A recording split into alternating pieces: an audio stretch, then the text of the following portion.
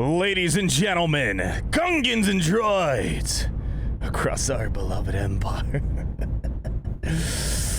It's great to be in the empire today. And welcome to Arnold Howlnet News, where we are in our mechanical bantha. We're driving away into the distance. We're on the run. Rebels are onto us, but don't you worry, I'm coming up on top. Like I always do, baby. Isn't that right, baby? Yeah? Yeah?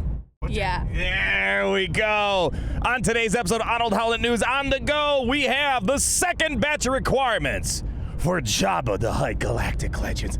And I gotta say, they look pretty decent, wouldn't you agree? Absolutely. If you had to guess, what were the Jabba requirements? What would they be? I have no idea. Do you remember anything about Jabba? He's chunky. He's chunky, there we go, just like my cat. So everyone, let's bring him on over to the forum post where we have all this fresh news coming off the press here. And I gotta say, of course, we have a new marquee character, Scandroid Lando Calrissian, which we will be testing out tomorrow. Maybe not a live stream, but don't you worry, the king of Triple B will keep you up to date here. Scandroid Lando Calrissian, Relic 5, kind of standard for marquee characters, and we know it's going to be part of the team that we were told, so it's not like it's a random character that's not really needed for the team, like Bo or the Bad Batch crew, for example. But check these out here. A lot of you guys called this out, and I was like, that's too generous. That doesn't sound like CG, if you ask me.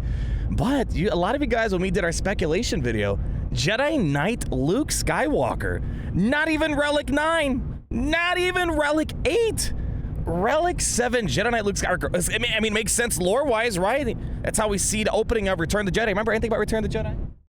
What number was it? That's number 6. No. Oh, okay. Well, we'll work on it, though. Jedi Knight Luke Skywalker required a Relic 7. I mean, this isn't anything too out of the ordinary. A lot of people have him at Relic 7. Very happy about that. Jawas, we called this one. This, I believe we did. Jawas at Relic 3. Jawas are mad lads. It's unfortunate. I'm going to say this is unfortunate.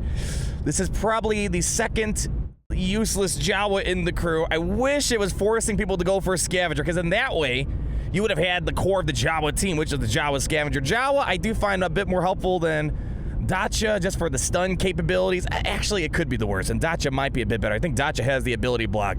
And then we have... Do you speak Tuscanese? A little bit. There you go. Did you like the Tuscan scene for Boba? Do you like when he daydreamed? I don't remember. She doesn't remember. Don't worry, most people don't remember anyways.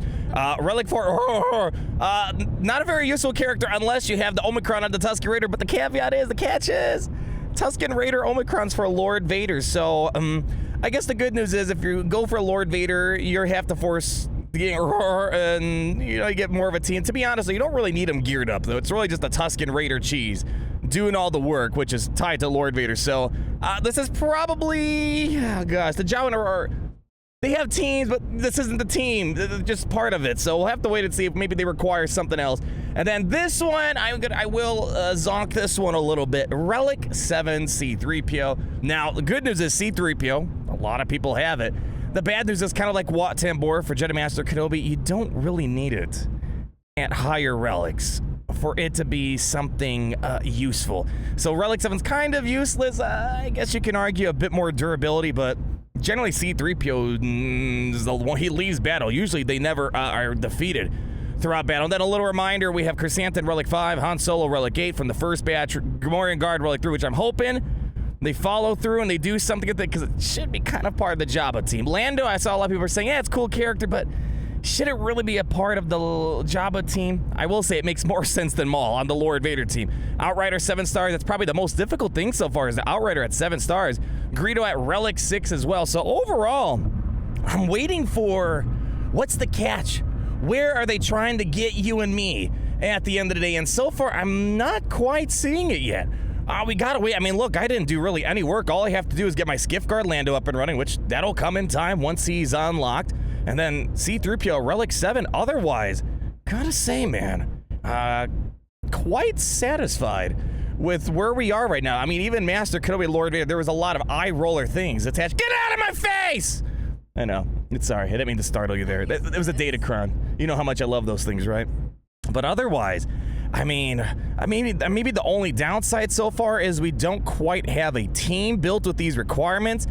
Unlike Bad Batch, that was a fantastic crew. We don't really have a team formed out of it yet, except for Chrysanthid and Lando forming a team. So, I mean, I guess we could find some drawbacks with how this team is being put together here. Because one of the nice things about a lot of teams like Supreme Leader Kylo, Rey, even Lord Vader, is that you're at least getting a couple of good teams baked into the requirements. And so far, I mean, there's a couple of good characters. You got Jedi Luke, you got C-3PO.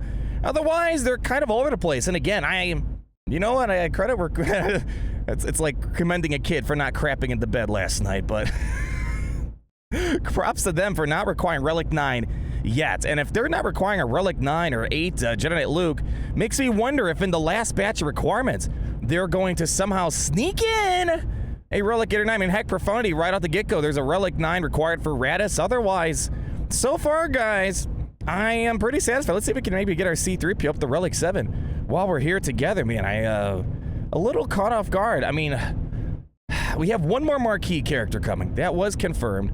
We don't quite know what it's going to be. My suspicion is Bib Fortuna. If Bib Fortuna isn't a part of these requirements, one, I think CG missed the mark, or two, their intention is to maybe release it as a conquest unit down the road. However, I don't know if Bib Fortuna is really a conquest unit that, because with conquest units, you know, there's usually a degree of excitement, hype, like, oh, that's really cool. I will admit, Interceptor's probably the least hype or least popular in terms of lore out of all the conquest units. It's a good ship, don't get me wrong, but otherwise, it's not really the most exciting. At least Boba, Maul, Tano, they were kind of big-name characters. I don't know if Bib is a big-name character. I mean, they did turn out to be a big fella, if you know what I mean, but there we go. I think... What's that? He's a bib fella. Okay, I don't have my air horn effect. Does this work? There we go. That kind of works. You can't hear it there. But all right, basically, I mean, to be fair, not a lot of people are going to have a Jawa and Aurora geared up all the way, but for someone like me, it's kind of nice, because usually these Galactic Legend requirements, I'm always required to push something, and really, I haven't felt like I had to push much, except Greedo's really the only one that I kind of had to push. I wasn't really a useful bounty hunter, but hey, now it's kind of got a use here. If you had to predict how much money do you think Jabba's going to cost? $5 grand. Boy, that's cheap, man. That's like... Is it really? That's like yeah, that's it. I mean, how to put this in perspective. Almost every new character is like $300, you know? And then you have the gear, which is another like 100, 200. You know, how much is it? I'm curious, how much is a character for Disney Source Arena? I don't wail like you do, man. Wow, freaking, I married a peasant. Well, we're going to end on that note right there. Little update on the go here. I think, let me actually check. I believe there was a calendar that we can maybe check out real quick here that was released over on the forums. Let me see. For September, let's see. No, not Jabba to Hutt 2. Let's see. We have a, let's see. They had the September calendar. Let's see if there's anything out of the ordinary for that. I mean, we're still waiting for what the heck August Burns Red means. Yeah, taking a glance over at the forum page, it looks like there's nothing crazy.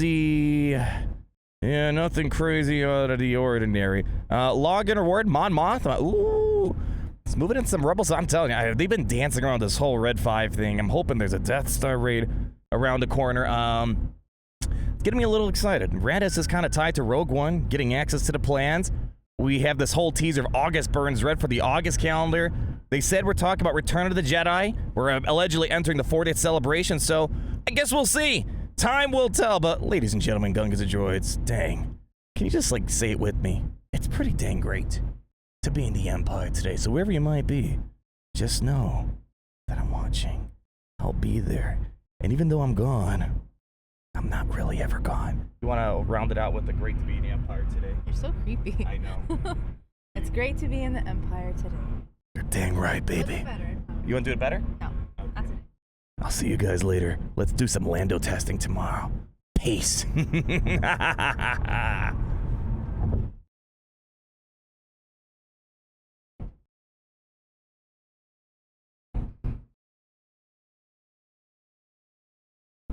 Dun, dun, dun, dun, dun, dun, dun. You want to gun it? You want to gun it for me? No? Okay. Maybe next time. Goodbye.